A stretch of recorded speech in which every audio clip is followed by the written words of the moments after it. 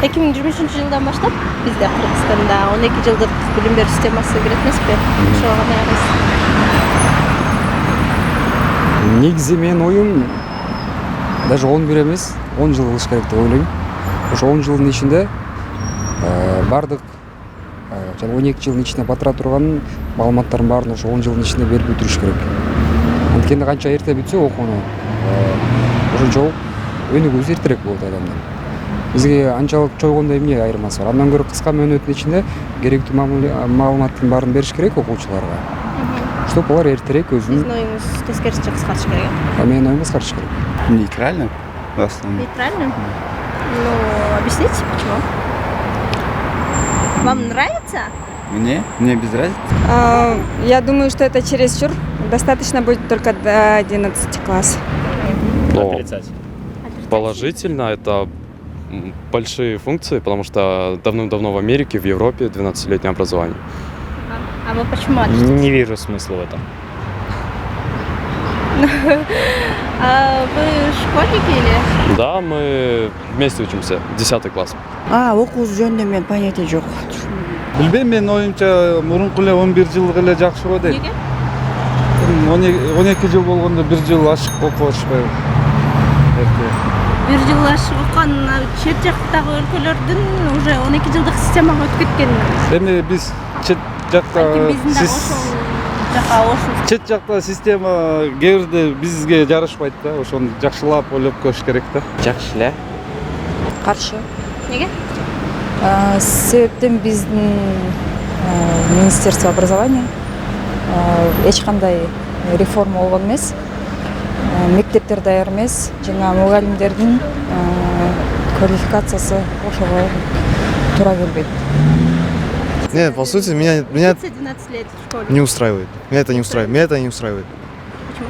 Ну, например, вот смотрите, сейчас же вроде бы нулевой класс, уже, ну, с нулевым классом считать 12 лет же получается, вроде получается. А вот 12 лет образования, ну, 1 год что, например, даст? Вот сейчас 11 лет учится, ничего, ну, 1 год, думаю, ничего не изменит. Сейчас смысла нет. Вот, например, в Германии вроде 12-летнее обучение, ну, там, школьники в 19 лет вроде школу заканчивают.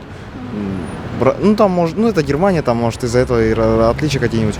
А вот у нас в стране из-за 1 год учебы ни на что не повлияет. 12 жыл бы. Жакшы карайм. Жок, 12 жыл окугуңуз келет? Дагы. Жок, дагы эмес. 11 жылда бүтөт эмеспизби? Бирок кийинки жылдан баштап 12 жыл болот. Жок. Жагабы? Жакпайт. Неге? Мен негизи 9 деле кетип калам го. 12 жылдык окуу системасы билбейм, мен үчүн Биздин мамлекетке керекпи ушул нерсе керек? в принципе кереги деле жок го дейм. Неге? Анткени 1 жыл жөндөн жолу убактысы кетип калат балдардын.